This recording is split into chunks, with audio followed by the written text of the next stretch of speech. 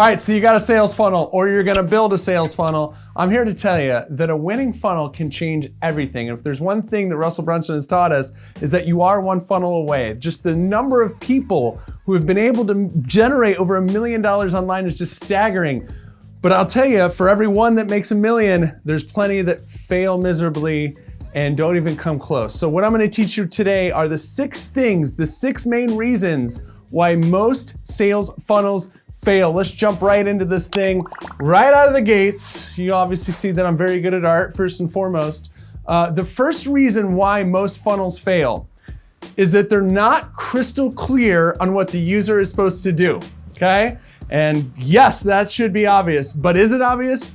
Not usually. So you gotta just make sure when somebody lands on your page that there's zero doubt what the heck they're supposed to do. So what I wanted to do is show you a real world example here. This is the top of one of the sales funnels that we built for Grant Cardone.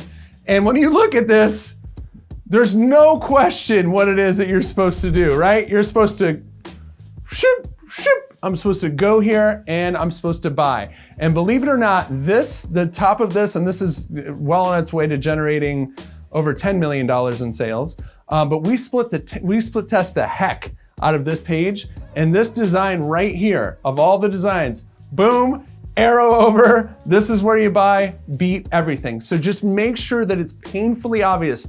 How do you make it clear? Well, arrows are very good. The color red is the best color to attract, and we're gonna talk about colors and what matters and what doesn't matter, but just make sure that there's no doubt for any second what you're supposed to do, even if you just glance at it and you never used a page like that in your life, okay?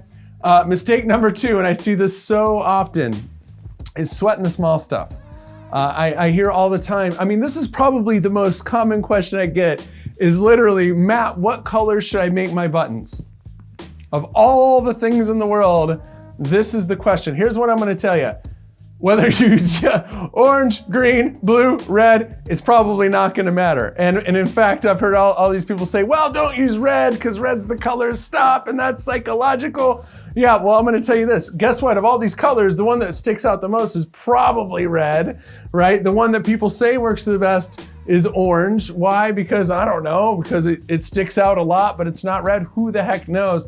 But don't worry about the small stuff, okay? I'm gonna talk to you from here on out about the most important pieces, and just know, how do your icons look or whatever. You can get to that stuff. Some of the smartest marketers I know make some of the ugliest pages in the world, okay? Number 3 is that people build sales funnels, opt-in pages, sales pages, where the headline doesn't hook. And here's what I mean by that, right? Somebody comes to your page, here's what you have to remember. I gave you these are 2 quick examples of some of our tried and true landing pages that we've used for bot builders. And this is for an automated webinar sign up.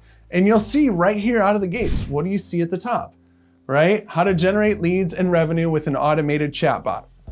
Crystal clear. We've tested it against a bunch of other stuff. Depending on the audience, some other things might win, but I have no doubt what the heck I'm gonna learn. Here is why headlines today are even more important than they used to be, and they've always been important. But this is the exact same page on a phone, okay? Now, if you're looking at this on a computer, you actually might be able to see all the way down to here so you can see some more stuff. But when you're looking on a phone, all of a sudden that first thing on the very top of the page, that headline is everything, okay? So when you're designing your pages, always remember they call the stuff on the first page, the first bit that you can see, they call that the page fold. Just know that now with mobile, the first page is everything. You gotta look at the design both on desktop and on mobile, and you gotta make a headline that hooks people, okay? So it can be very simple and straightforward like this. It's about as simple as it gets, or it could be one that creates some sort of mystery that they have to go to the next step because they're gonna go crazy if they haven't tried it out. Whatever it is, just make sure it grabs them and tells them what it is that they're supposed to do. Okay, number 4 is that you haven't done the math. And here's what I mean by this. This is the biggest mistake that people, because the reality is like, of course they're gonna tell you that ClickFunnels is easy to use, and it is very easy to use compared to the alternative, no question. But it still takes time to build these things. it's a process. You sit down, yeah, you don't have to code, but you still have to drag things around. You have to type things in. It's gonna take a while. So before you start building, what you've got to do is you've got to sit here and you've got to think, okay, so let's just say I start out with an opt-in page. Okay, and then from the opt-in page, I'm gonna sell a $7 product. This is sales page, and then we're gonna have a checkout. And then after the checkout, we're gonna have, you know, a $47 upsell page or whatever that might be, okay? Now, what you gotta make sure to do, and there's fancy programs to do this, I don't think you, personally, my favorite part about building funnels is coming to a whiteboard or grabbing a notebook. So what you gotta make sure to do is that you do the math right from the get-go, because the math is what's gonna tell you how do you design your funnel. So let's just say your opt-in page, I'm just gonna give you some examples because you may not know the math, so this will help you actually put it together. But let's just say that this opt-in page does a 25% opt-in. Okay, so depending on what your lead magnet is or your freebie or your reason why they should give you their email. Like in this one, basically their motivation was because there's a free training, okay? And by the way, just a quick little side note, if you happen to do automated webinars, we've registered millions of people, and believe it or not, taking the time and putting this as the first step was the biggest boost in conversion that we had in years, okay? So that's just a little aside there. But the reason that you do the math, so let's just say you've got a 25% opt-in rate. Know that your opt-in rate is gonna vary widely depending on your traffic source. We're testing traffic sources. The other day, we had like a 3% opt-in rate, right? Well, traffic is super cheap. Who knows? Maybe we can make those numbers work, but you gotta do the math first. So 25% might be something you get from like a Facebook or a YouTube. If you're doing warm traffic, say to like affiliates, maybe you get like a 50%. But then they come to the $7 offer. So let's just say that this page converts at, let's just say like 2%. Okay, that could be pretty typical. It all depends on the price. Obviously, if this was $97, it would probably convert lower. You might, at $7, you might be able to do 3%. Who knows? But you got to understand what those numbers are so you have a good starting place. All right. So then we've got a checkout page. And quick note: this checkout could be on this page. It doesn't necessarily have to be a separate step. But then we've got an upsell for $47. Let's just say that we do 20% on that. Okay, and you might say, well, Matt, how in the heck do you do 2% on $7 and then you do 20% on $47? Well, the reason is that you've already got their money. This is a one-click upsell, so there's nothing more to enter here. And it's this really magical thing that happens is that people who buy more, all right?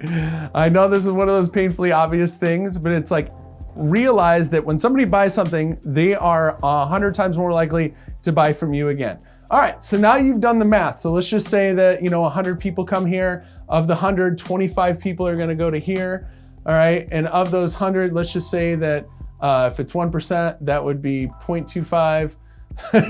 So you're starting to see, let's just say 1,000 people come here. That'd be a lot easier. So 1,000 people come here, now we got 250 that are gonna come here. So now we've got 1.25 that buy. So do the math on that, right? What does that really equal in regards to, like, if you're selling a product for $7, you're not left with a lot of money, right? So you can figure that out the hard way. You can build a funnel and then you're like, man, why did I lose money? Or you can figure it out the easy way and just do the math, all right? Do the math. The biggest thing I can make you come away with here is do the math. Because, okay, well, maybe what we do, and this is gonna go on to number 5. Number 5 is poor conversion flow design. Meaning that the order of operation here, the pages are set up wrong. That something here in the structure, not the words, not the buttons, the colors and all that stuff, but something in the actual structure of the way that you've designed your funnels just doesn't make sense. It's not the best that it could be. So once you start doing the math and you play around with these numbers, you go, okay, well, what happens if we just get rid of this page? All right, now we don't have an opt-in. Well, okay, cool. Now we have 4 times more people looking at this offer. Maybe we don't get quite as good a conversion. All right, well, what if we raise this to $97? What would that look like? And granted, you're never gonna know until you actually do it. But I can tell you right now, you're gonna save yourself a lot of headache, a lot of heartache, if you just do the math and then you look at the different structures, and then after you've looked at it, because if you can't make it work on paper, if you can't make it work on a whiteboard, you can't make it work in the real world, all right?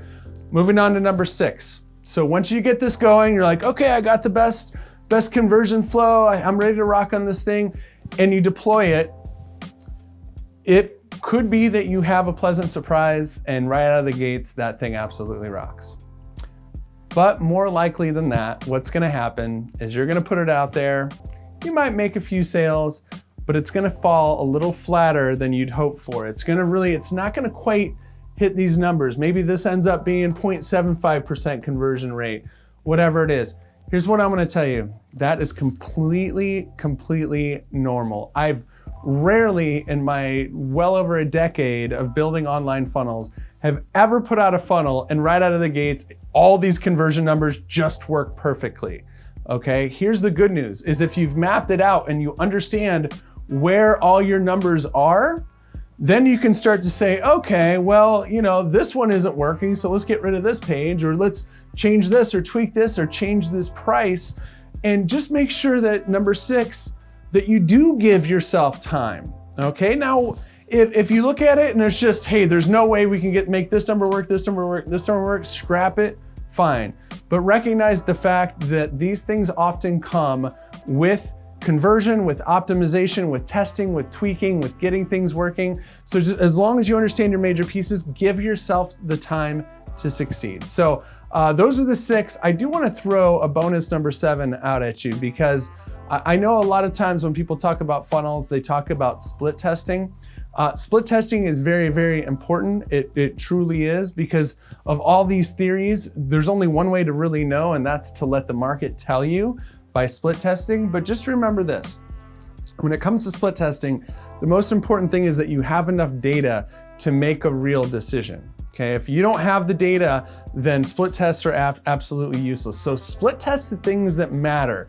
All right, so if you got an opt-in page, don't split test the button color, right? The headline would be a great thing to split test. The functionality of the page would be a great thing to split test. Like, for example, is the opt-in form on the page, or do they have to click the button and then the opt-in form pops up? That was one of the biggest breakthroughs in conversion in a lot of years, okay? So just know, split test what matters. Don't worry about the things that don't. In this scenario, the last thing that you need to be doing is worrying about split testing your upsell page, because if you don't have enough people to get there, it doesn't matter anyway. So those are the 6 things to make sure that you not only avoid failure, but you also absolutely crush it with your sales funnels.